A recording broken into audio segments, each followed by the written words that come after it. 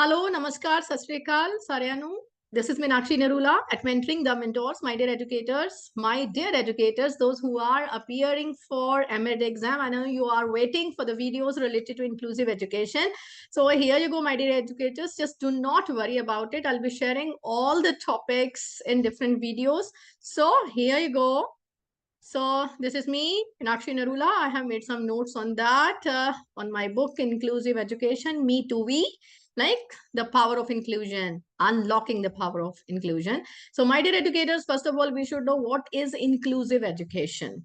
Inclusive education is a concept, right, that promotes the idea that all the learners, regardless of their backgrounds, their abilities, their disabilities, should have equal access to education.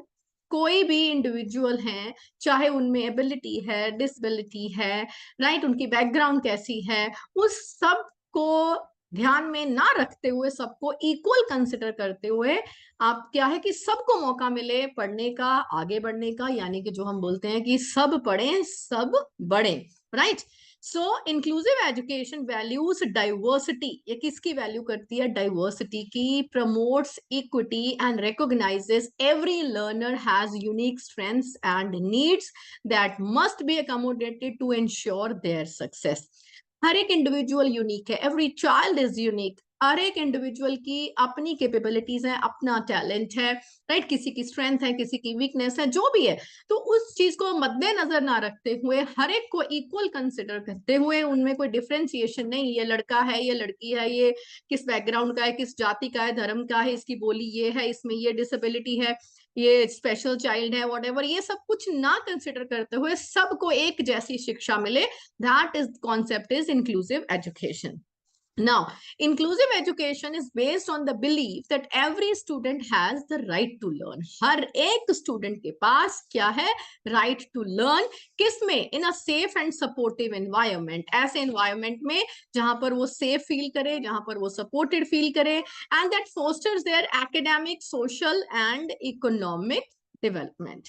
And it involves creating an environment that values and celebrates differences के आधार पर, यानी जो हमारी individual differences है उसके आधार पर differentiation नहीं होना है, उसके आधार पर डिस्क्रिमिनेशन नहीं होना है, बट की वैल्यू और सेलिब्रेट करने हैं differences. Yes, every child is unique, right, हर एक की अपनी कैपेबिलिटी है, राइट। इसमें अब आप ये देखिए कि अगर हम सोचें, छोटी सी एक एग्जांपल आपको समझाने के लिए दे रही हूँ, ठीक है। सो अगर एक मदर है, उसके बच्चे हैं, राइट, उसका बच्चा है, कोई लड़का है, लड़की है, कि किसी बच्चे को कोई फिजिकली चैलेंज्ड है, कोई किसी को मेंटल डिसऑर्डर है, उसके लिए तो सारे बच्चे एक जैसे हैं। वो उसको उस नजर से तो नहीं देखती है कि ये मेरा बच्चा नहीं है, या ये मेरा बच्चा बेहतर है, ये मेरा बच्चा जिंदगी में कुछ क्या करेगा। वो क्या करती है?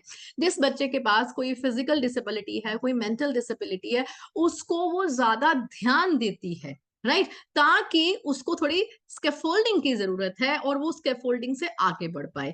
इसका मतलब ये तो नहीं है कि वो मदर अपने दूसरे बच्चे को, जो कि जिसको कोई फिजिकल डिसेबिलिटी नहीं है, जिसको कोई मेंटल डिसऑर्डर नहीं है, ये तो नहीं कि वो उसको प्यार नहीं करती है, वो दूसरे बच्चे को ज्यादा प्यार करती है। तो ये तो बात है नहीं है, वो तो अपने सब बच्चों को इक्वल प्यार करती है। बस जहां पर उसको थोड़ी स्कैफोल्डिंग देने की जरूरत है, थोड़ी मदद देने की जरूरत है, उसकी तरफ थोड़ी ज्यादा अटेंशन देती है। तो बिल्कुल ठीक इसी तरीके से हमारे पास जब एक इंक्लूसिव इन्वायरमेंट में सारे बच्चे अलग अलग कैटेगरी को जो बिलोंग करते हैं क्लासरूम में, ऐसे ही टीचर को उनको एक साथ पढ़ाना है, क्योंकि नबे अभी जो इंक्लूसिव एजुकेशन का कॉन्सेप्ट है, now it is a part of main stream education, right, तभी तो हम इसको इंक्लूसिव बोलते हैं कि सबको इंक्लूड करके पढ़ाना है, राइट। तो बिल्कुल ये कि हमें उनके जो डिफरेंसेस है उनको वैल्यू करना है, उसको सेलिब्रेट करना है, उसके आधार पर उनको डिस्क्रिमिनेट नहीं करना, and that supports the learning needs of all the students की इसके बिहाफ पर हम उनकी लर्निंग नीड्स को ध्यान में रखेंगे। लाइक जैसे वो मदर देखती है कि इसको मुझे कैसे सपोर्ट करनी है, जो फिजिकली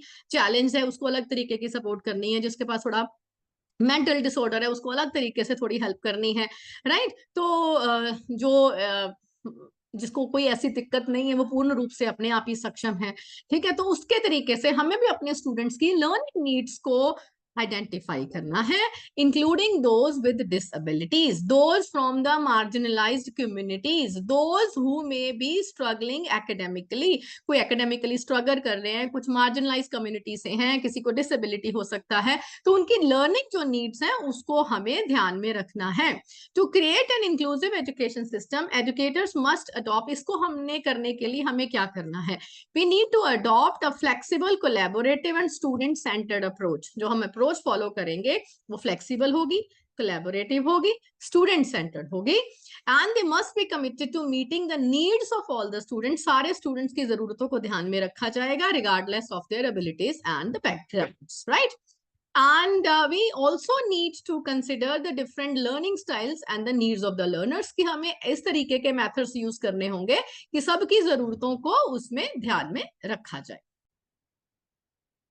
चलिए अब आगे हम बात करते हैं कि the goal of inclusive education क्या है। इंक्लूसिव एजुकेशन का goal, it is to prove every student, it is to provide every student with the support, हर स्टूडेंट को ऐसी सपोर्ट मिले, like they need to thrive and succeed, कि वो अपनी लाइफ में सक्सेस उनको मिले, they will be able to thrive, and to ensure that every student has the opportunity to reach the full potential. This approach recognizes that every student is unique and they have got their own strength and own challenges। हर एक की strength है, हर एक को challenges मिलते हैं, and no one size fits all solution can work for everyone। one size fits all, right? क्या इसका मतलब है, right? One size doesn't fit all, जहां भी इसको इस तरीके से बोले, राइट? यहाँ पे बोला कि no one size fits all, अगर इस तरीके से बोले कि one size doesn't fit all, एक साइज सबको फिट नहीं होता है। सिंड्रेला की स्टोरी आपने सबने सुनी है, सिंड्रेला का वो जो ग्लास की इसकी सैंडल, राइट? वो प्रिंस लेकर जाता है, हर एक को ट्राई करता है, किसी को पूरी नहीं आती है, किसी को फिट आती है, किसी को, सिंड्रेला को ही फिट आती है। तो ऐसे ही हमारे जो क्लासरूम में बच्चे हैं, उनकी नीड्स, उनकी जरूरतें अलग अलग हैं। एक ही तरीके से पढ़ाएंगे तो हर एक की जरूरतों को कैसे केटर करेंगे, हर एक को कैसे स्कैफोल्ड करेंगे, हर एक की जरूरतें अलग हैं, हर एक की स्ट्रेंथ अलग है, हर एक के चैलेंजेस अलग हैं, एक साइज सबको फिट नहीं होता है। So inclusive education embraces the differences, क्या कहते हैं कि डिफरेंसेस को एम्ब्रेस करना है, गले लगाना है, that exists among students and seeks to leverage those differences as a source of strength and innovation। कि उनमें जो differences हैं उसको अपनी वो strength बनाएं, उसको इनोवेटिव तरीके से उसको यूज करें, राइट? तो ये हमारा गोल है कि उनको ऐसे हम सक्षम बनाएं, एबल बनाएं। तो इस पैराग्राफ में हमने डिस्कस किया इंक्लूसिव एजुकेशन क्या है, इंक्लूसिव एजुकेशन का गोल क्या है। अगर हम कुछ एग्जाम्पल्स की बात करें, here are some examples of inclusive education in action. सबसे पहले बात है providing accommodation and support. In an inclusive classroom, students with disabilities, they receive the accommodation and support they need to participate fully in the learning process। उदाहरण के लिए, for example, student with a visual impairment, जिसको visual impairment है, देखने में problem है, might use braille or the audio books, right? While a student with a hearing impairment might use a sign language interpreter। कि उस बच्चे को उसकी जरूरत के अनुसार ही सपोर्ट प्रोवाइड की जाए, राइट? उसकी, जिसको नहीं दिखाई देता है, जो विजुअली इम्पेयर्ड है, कैन यूज ब्रेल और द ऑडियो बुक्स, एंड जिसको हेयरिंग इम्पेयरमेंट है can use a sign language interpreter. तो अपनी जरूरत के अकॉर्डिंगली हमने उस इंडिविजुअल की जरूरत के अकॉर्डिंगली उसको अकोमोडेट किया, उसको सपोर्ट प्रोवाइड की, राइट? डिफरेंशिएटिंग इंस्ट्रक्शन, अब जो इंस्ट्रक्शंस हैं, पढ़ाने के तरीके हैं, उनमें भी जो है वो बदलाव होना चाहिए, उसमें भी जो है वो चेंज होना चाहिए। लाइक हमारे पास जो स्टूडेंट्स हैं डिफरेंट लर्निंग स्टाइल्स और एबिलिटीज के हैं, तो teachers may use a variety of teaching strategies and materials to differentiate instruction and meet the needs of every student in the classroom.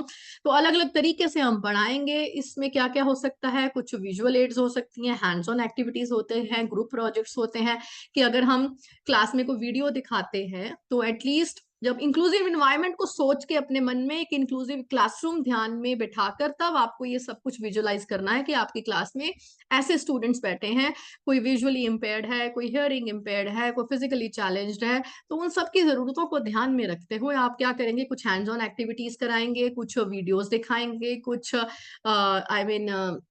जो है पॉडकास्ट वगैरह भी शेयर कर सकते हैं बच्चों के साथ, जिस तरीके से हर एक की जरूरतों को ध्यान में रखकर हर एक को वो चीज जो है, टॉपिक जो है वो अच्छे तरीके से समझ में आए, and every child should feel involve in the class, engage in the class. उसके बाद में हम क्या कर सकते हैं, peer tutoring and mentoring. Inclusive education recognises that students can learn from each other. ये हम अपने वैसे भी करते हैं, अगर क्लासेस में वैसे पढ़ाते हैं तो teachers might encourage peer tutoring and mentoring where students with stronger skills in a particular area help those who are struggling। like कुछ स्टूडेंट्स हैं, उनकी कोई एक स्ट्रेंथ है, दूसरे स्टूडेंट्स की कोई और स्ट्रेंथ है, तो क्यों ना एक दूसरे की मदद की जाए। जो स्टूडेंट्स का एक स्ट्रेंथ है और दूसरे की वो वीकनेस है, अगर वो उसको हेल्प करेगा तो वो slowly and gradually the children they learn better from their peer group also। so this approach fosters a sense of community and support among students। students में भी ये होता है कि हमें इसकी हम सपोर्ट कर रहे हैं और एक दूसरे के साथ मिलकर कर रहे हैं, तो हम कोलैबोरेशन की जो फीलिंग है, वो हम उसकी जो स्किल है उसको इंकलकेट करते हैं। we foster that collaboration in our students and they start respecting each other also। now if we talk about culturally responsive teaching, inclusive education values diversity and promotes cultural responsiveness। Teachers may incorporate materials, teaching aid that reflect the cultural backgrounds and experiences of the students and create an environment where students they feel safe and respected। कि culturally responsive teaching, आप अगर एक अलग अलग culture से आप उनकी कोई एग्जाम्पल्स लेकर, आप वहाँ की TLM टीचिंग लर्निंग मटेरियल लेकर उसके थ्रू अगर बच्चों को पढ़ाएंगे तो children they feel connected with their culture. So ये हमारी कल्चरली रिस्पॉन्सिव टीचिंग है। उस पर्टिकुलर कल्चर की वैल्यूज को, बिलीव्स को ध्यान में रखते हुए अब हमें उसको अपनी टीचिंग में, करिकुलम में इंटीग्रेट करना है। नेक्स्ट, ये बहुत इंपॉर्टेंट टॉपिक है आपका, यूनिवर्सल डिजाइन फॉर लर्निंग। इसको हम कहते हैं UDL, राइट। इसके ऊपर डिटेल में भी आपको एग्जाम में क्वेश्चन आ सकता है, शॉर्ट नोट लिखने के लिए भी आ सकता है। व्हाट इज UDL, इसको हम आगे डिटेल में डिस्कस करेंगे in our next videos also. Inclusive education embraces the principle of UDL, that is Universal Design of Learning, which seeks to create a learning environment and material that are accessible to all students। मतलब हम इस तरीके से पढ़ाएं कि वो सारे students के लिए एक्सेसिबल हो। यूनिवर्सल, हम स्टेटमेंट्स पढ़ते हैं ना, यूनिवर्सल ट्रूथ, राइट। अपने स्कूल में जब हमने स्टार्टिंग में टेंसेस लर्न करना शुरू किया, right, the sun rises from east and sets in west, और अर्थ रिवॉल्व्स अराउंड सन। तो हम किस तरीके से जो है हमने क्या किया, ये सारी चीजें जब टेंसेस पढ़ते थे, present indefinite, simple present tense, उसमें हमें बताया गया कि यूनिवर्सल एक ट्रूथ स्टेटमेंट्स होती हैं, राइट। तो उसको हम प्रेजेंट इंडेफिनिट टेंस में यूज करते हैं। तो लाइकवाइज जो यूनिवर्सल डिजाइन फॉर लर्निंग है, that is applicable for all, applicable for all. आपको उसमें डिफरेंशिएट करने की जरूरत नहीं है, राइट। उसमें ये नहीं है कि आप एक पर्टिकुलर फिजिकली चैलेंज्ड को, मेंटली चैलेंज को, या किसी को पर्टिकुलर कोई इंपेयरमेंट है, आप उसके लिए अलग वो जो सिस्टम है वो शुरू कर रहे हैं, बल्कि आप सबके लिए है वो, दैट इज फॉर। और उसमें आपको सेग्रीगेट करने की जरूरत नहीं है, उसके लिए मतलब लेबलिंग नहीं करनी है हमें, सीधी सी बात ये है, राइट। मुद्दे की बात यह है कि कोई लेबलिंग नहीं करनी है। जब हम सबको अप्रिशिएट कर रहे हैं, सबके जो चैलेंजेस हैं, जो स्ट्रेंथ्स हैं, हम उसको उसके बेसिस पर डिफरेंशिएट नहीं कर रहे हैं, we are embracing all, right. तो सारे उसी दायरे में आ जाते हैं। तो उनके लिए क्या है, यूनिवर्सल डिजाइन फॉर लर्निंग। एक छोटी सी उदाहरण दूंगी आपको समझने के लिए, यूनिवर्सल डिजाइन ऑफ लर्निंग।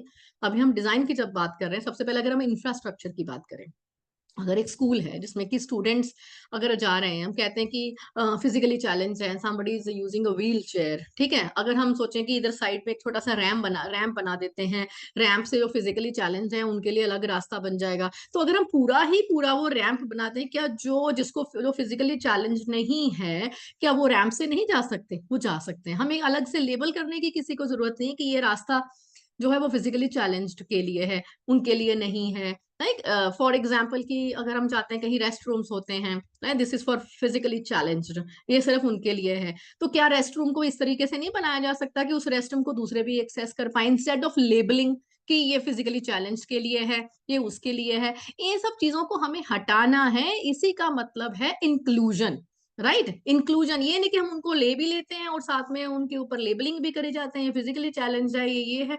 वो ऑब्जेक्टिव नहीं है, ये शब्द ही एग्जिस्ट नहीं करना चाहिए कि ये फिजिकली चैलेंज है, ये मेंटली चैलेंज है, इसको ये प्रॉब्लम है। इट्स लाइक कोई प्रॉब्लम वाली बात नहीं है। लाइक जब हम लड़के और लड़की की भी बात करते हैं, हाँ, यहाँ पर इंक्लूजन में उसकी भी बात करेंगे, जेंडर इंक्लूजन की भी बात आती है, इसमें ट्रांसजेंडर की भी बात आती है, LGBTQ+ कम्युनिटी की भी बात आती है। सबको ही इंक्लूड करके पढ़ना है, करना है। उनके लिए भी हम अलग से क्यों बोलें कि जो है ये गर्ल्स के लिए है, ये पर्टिकुलर कलर ये बॉयज के लिए है, ये जो हमारे करियर है this are for girls, these are for boys, ये करियर गर्ल्स नहीं ऑप्ट कर सकती, ये बॉयज नहीं ऑप्ट कर सकते। तो जेंडर बेसिस पर जब हम डिस्क्रिमिनेशन करते हैं, वो चीजें नहीं होनी चाहिए। रादर इफ वी से कि जेंडर वर्ड ही एग्जिस्ट नहीं करना चाहिए। क्यों? एक मदर है, वो अपने गर्ल में और बॉय में, ठीक है, अब किसी हद तक ठीक है, कोई लिमिटेशन होती हैं, I mean you all can understand. यहाँ हम एकेडमिक्स की बात कर रहे हैं, इसको अगर आप और बाल की खाल निकालना शुरू कर देंगे, जी ऐसा होता है उनके लिए रेस्ट रूम तो ऑब्वियसली अलग ही होंगे, ठीक है, आई डू अंडरस्टैंड, वो रेस्ट रूम अलग होंगे, उनके लिए कुछ एक अलग चीजें हैं, वो उन चीजों का ध्यान रखना पड़ता है। बट अगर हम यहाँ पर एकेडमिक्स की बात कर रहे हैं, हम स्कूलिंग की बात कर रहे हैं, हम सब्जेक्ट की बात कर रहे हैं, हम करियर की बात कर रहे हैं, प्रोफेशन की बात कर रहे हैं, सक्सेस की बात कर रहे हैं, उस चीज में जब हम बात करें तो वहां पर किसी किस्म का कोई डिस्क्रिमिनेशन नहीं होना चाहिए। वहां पर वो जेंडर वर्ड जो है वो एग्जिस्ट नहीं करना चाहिए, ठीक है। बाल की खाल निकालना मत शुरू कर देना कि यहाँ पर ये होता है, वहां पर वो होता है। तो जस्ट फोकस ऑन दिस मुद्दे की बात करते हैं। Don't try splitting hair. This might involve using technology और मल्टीमीडिया रिसोर्सेज। अब यूनिवर्सल डिजाइन में क्या क्या आता है? Which seeks to create learning environment, ऐसा लर्निंग एनवायरमेंट, ऐसे मटेरियल जो सबको एक्सेसिबल हो। जैसे कि टेक्नोलॉजी, टेक्नोलॉजी सब एक्सेस कर सकते हैं। अभी मैं लैपटॉप यूज कर रही हूँ, तो आप देखिए लैपटॉप में भी ऑप्शन आती है ना कि एक्सेसिबिलिटी ऑप्शन, अगर आप चेक करेंगे तो इसमें एक्सेसिबिलिटी का ऑप्शन आता है। मैं आपको कहीं नेक्स्ट वीडियो में स्क्रीन शेयर करके भी दिखाती हूँ कि उसमें जब ऑप्शन आता है कि एक्सेसिबल माउस एक्सेसिबिलिटी, अलग अलग एक्सेसिबिलिटी की ऑप्शंस आती हैं। मल्टीमीडिया रिसोर्सेज यूज कर सकते हैं, वो सभी के लिए हो सकते हैं। To accommodate different learning styles, अलग अलग तरीके से पढ़ाना या डेमोन्स्ट्रेट करना, कभी बोल के बता दिया, कभी डेमोन्स्ट्रेट कर दिया, कभी वीडियो दिखा दी, कभी बच्चों को इन्वॉल्व कर लिया।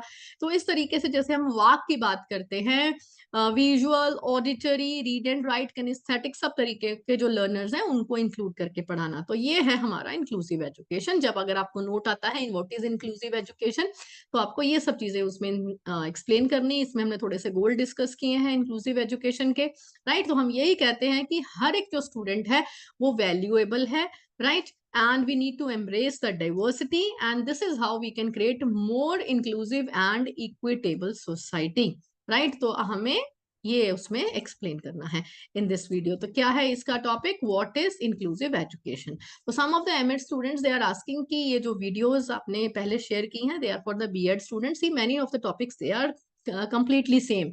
जो बीएड में पेपर है दैट इज इंक्लूसिव स्कूल, और आपके लिए एमएड में 4th सेमेस्टर में है इंक्लूसिव एजुकेशन। कुछ एक टॉपिक सेम है, और क्योंकि एमएड है पर इसमें मास्टर्स प्रोग्राम, इसमें कुछ एक टॉपिक जो है वो न्यू है, हम वो भी डिस्कस करेंगे। अब आज के इस वीडियो में हम साथ में थोड़ा सा सोशल कॉन्टेक्स्ट ऑफ इंक्लूजन भी पढ़ लेते हैं कि सोसाइटी के अकॉर्डिंगली इन सोशल कॉन्टेक्स्ट इंक्लूजन का क्या मतलब है। Inclusion is a social concept that is deeply embedded in the larger social context. The social context of inclusion includes, social context में क्या क्या आता है जब हम सोशल कॉन्टेक्स्ट देखते हैं, उसमें cultural, economic, political and historical factors आते हैं। तो अब इन फैक्टर्स को, अब देखिए अगर 10 नंबर का आपका सवाल आता है, आप इन हर एक topic cultural, economic, political, historical, इन फैक्टर्स को आप अलग अलग करके हेडिंग करके उसमें भी एक्सप्लेन कर सकते हैं। पहले आप स्टार्टिंग में इंक्लूसिव की एजुकेशन की डेफिनेशन देंगे, थोड़ा सा गोल समझाएंगे, और उसके बाद उसका सोशल कॉन्टेक्स्ट आप एक्सप्लेन कर देंगे। सोशल कॉन्टेक्स्ट यानी जो है ये दायरा है सोशल वाला, उसके परस्पेक्टिव से उसमें cultural, economic, political and historical factors आते हैं। जब हम बात करते हैं कल्चरल, देखिए अब हर एक का एक एक पैराग्राफ हम डिस्कस कर लेंगे। Cultural factors play an important role in shaping our culture. से हम क्या सीखते हैं अपने कल्चर से? हमारा जो एटीट्यूड है towards inclusion, we try to shape that, कि हमारा एटीट्यूड बदलता है। And different cultures may have different views on diversity. हर कल्चर का अपना अलग व्यू है डाइवर्सिटी को देखने का और इंक्लूजन का। and may place different values on different aspects of diversity. For example, in some cultures, disability may be viewed as a sign of weakness, while in others it may be seen as a natural part of human experience. Right तो आपके पास क्या है कि हर एक जो culture है उसका अपना एक नजरिया है, अपने तरीके से उसको इंक्लूसिविटी को एक्सेप्ट या रिजेक्ट किया जाता है। तो कल्चर जो है इसमें बहुत महत्वपूर्ण रोल प्ले करता है। अब आप देखिए कि बहुत सारे कंट्रीज हैं जिसमें LGBTQ+ कम्युनिटी वो एक्सेप्टेबल है, बहुत सारे कंट्रीज उसके अगेंस्ट हैं, वहां के जो कॉन्स्टिट्यूशन के रूल्स हैं उसमें अमेंडमेंट नहीं किया जा रहा है, उसको उनको एक्सेप्ट नहीं किया जा रहा है। तो बिल्कुल ठीक इसी तरीके से that is according to the culture, right. तो यही हम बात कर रहे हैं कि कल्चर की बिलीव्स क्या हैं, उसके अकॉर्डिंगली उनका एटीट्यूड जो है वो इस चीज को रिफ्लेक्ट करता है। आप इस चीज को कुछ और एग्जांपल देकर भी एक्सप्लेन कर सकते हैं। अगर हम बात करते हैं इकोनॉमिक फैक्टर्स की, दे कैन ऑल्सो इम्पैक्ट इंक्लूजन।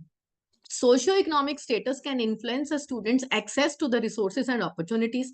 अब socioeconomic status ही जब weak होगा, कम होगा, low होगा, तो वो उसके पास proper resources और opportunities available नहीं होंगे सबको accommodate करने के लिए। Students from the low income families may face greater challenges in accessing the resources and the support they need to succeed in school. अब जो accessible resources हैं, असिस्टिव टेक्नोलॉजी जो है, ठीक है, तो वो हर एक को अगर नहीं प्रोवाइड कर सकते तो इसलिए वो जो बच्चे हैं जो फिजिकली चैलेंज्ड हैं, जिनको हम इंक्लूजन में ऐड करना चाहते हैं, वो पीछे रह जाते हैं क्योंकि उनको इतना मौका नहीं मिल पाता है, उनके पास इतने रिसोर्सेज नहीं है, राइट। तो ये हमारे जो वल्नरेबल एंड मार्जिनलाइज ग्रुप हैं, तो they are not able to come forward, उनकी तरफ ध्यान ही नहीं दिया जाता। अब जो लोग सुबह से शाम तक काम करके सिर्फ 2 वक्त की रोटी बड़ी मुश्किल से कमा पाते हैं, वो अपने इस तरीके के अगर उनके पास बच्चे हैं जिनको वो अकोमोडेट करना चाहते हैं, वो नहीं कर पाते हैं, बिकॉज वो बच्चों को आगे मौका नहीं मिल पाता because of low income, low fund, low socio economic resources, right. तो अगर हम पॉलिटिकल फैक्टर्स की बात करें, they can also shape our understanding of inclusion, कि हमारी इंक्लूजन की जो अंडरस्टैंडिंग है उसको पॉलिटिकल फैक्टर्स कैसे प्रभावित करते हैं।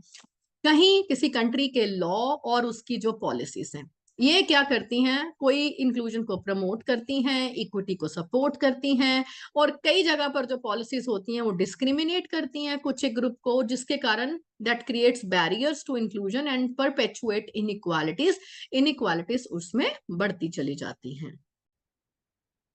आगे जो हमने डिस्कस करना है historical factors, they also play a role in shaping our understanding of inclusion. Historical injustices, discrimination, segregation can have long lasting effects on certain groups of students. These effects can be passed on from one generation to another, perpetuating inequalities and creating new barriers to inclusion. क्या होता है, जैसा कि कहते हैं ना history repeats itself, history में जो होता है कई बार हम अपने वो खानदानी पुराने रीति रिवाज होते हैं उनके अकॉर्डिंगली ही चलते रहते हैं थ्रू आउट अपनी जिंदगी में, अपने आप को अडेप्ट करने की, अपने को आपको चेंज करने की हम कोशिश ही नहीं करते, राइट। तो बहुत सारी जनरेशन, बहुत सारे क्या होता है कि कम्युनिटीज में एक जनरेशन में जो चीज फॉलो हुई है हम आगे वही चीज फॉलो करेंगे, we will not be changing it.